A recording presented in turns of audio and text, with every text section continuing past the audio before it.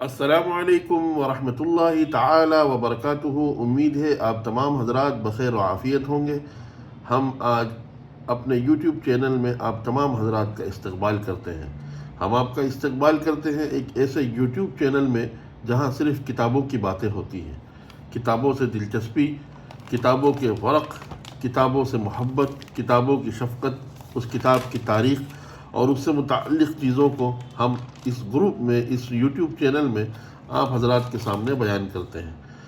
اسی سلسلے کی ایک کڑی میں آج آپ حضرات کے سامنے ہم ایک نایاب کتاب لے کر حاضر ہوئے ہیں، جس کتاب کا نام ہے الفاظ عزیزیہ۔ ظاہر ہے الفاظ عزیزیہ اس کتاب کے نام سے ہی محسوس ہو رہا ہے کہ یہ کتاب لغت میں ہے، ڈکشنری میں ہے۔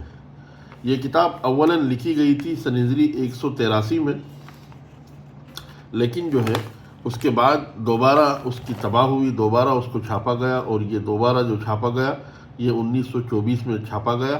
تقریباً 102 سال پرانی یہ کتاب ہم آپ کے سامنے لے کر حاضر ہوئے ہیں۔ الفاظ عزیزیہ یہ کتاب جو ہے محمد عبدالعزیز فرزند مولوی محمد مہدی واصف نے لکھی ہے، اور یہ کتاب دکن حیدرآباد میں لکھی گئی ہے۔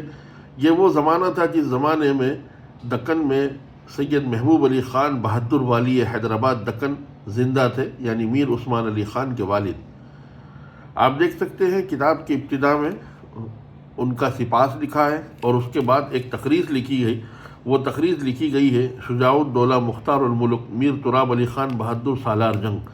جی یہ وہی سالار جنگ ہے جن کے نام سے اس وقت ریاست دکن حیدرآباد کے اندر ایک بہت نایاب اور نادر کتب خانہ، ایک میوزیم اور ایک آثار قدیمہ کا ایک مرکز ہے۔ یہ وہی سالار جنگ ہے۔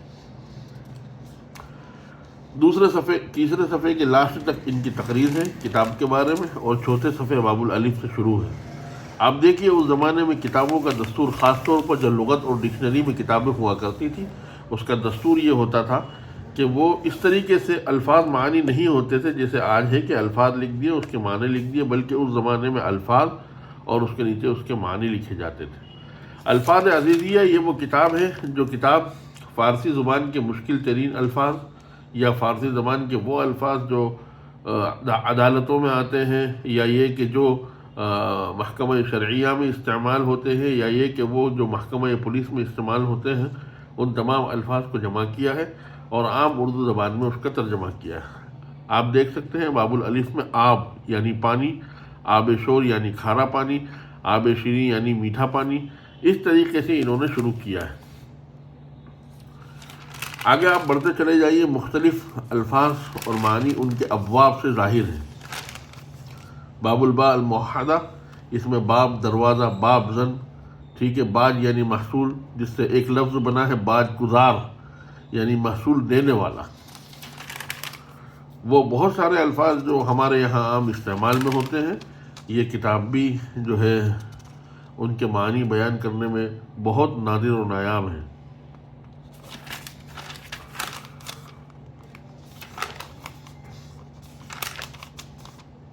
باب الحاء، باب الخاء، خار یعنی کانٹا، خارا یعنی سنگ سخت، جس کو سنگ خارا کہا جاتا ہے۔ خار خشک کہا جاتا ہے گوکھرو کو، ہے نا، اسی طریقے سے خاطر کہا جاتا ہے دل کو۔ بہت وہ الفاظ جو عام ہمارے یہاں استعمال میں ہیں لیکن اس کے معنی ہم کو پتہ نہیں، یہ کتاب دلالت کرتی ہے ان تمام الفاظ اور معنی پر۔ ردا چادر کو کہتے ہیں، رذیل کمینے کو کہتے ہیں، رز شاخ انگور کو کہتے ہیں، رزق روزی کو کہتے ہیں، رزم جنگ کو کہتے ہیں، رزم گاہ یعنی جنگ کی جگہ۔ دیکھ سکتے ہیں آپ الفاظ اور معنی۔ زاغ کوے کو کہتے ہیں، زال بوڑھا کو کہتے ہیں، زانو یعنی گھٹنا، زاویہ یعنی گوشہ، زاگ یعنی فٹکری۔ دیکھ سکتے ہیں آپ۔ باب الشین المعجمہ، باب الصاد المہملہ، باب الضاد المعجمہ، باب الطاء المہملہ۔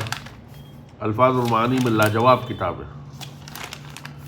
تو الف سے شروع ہو کر یہ پوری کتاب جو ہے آگے تک بڑھتی چلی جاتی ہے اور باب الیا پر جا کر یہ ختم ہوتی ہے۔ باب الیا التحتانیہ، ہیجان یعنی جوش میں آنا، ہیج گونا یعنی کسی طرح، ہیج یعنی ہجڑا، دیکھ سکتے ہیں آپ، الفاظ اوپر فارسی میں ہے، نیچے جو ہے اردو میں اس کے معنی لکھے ہیں۔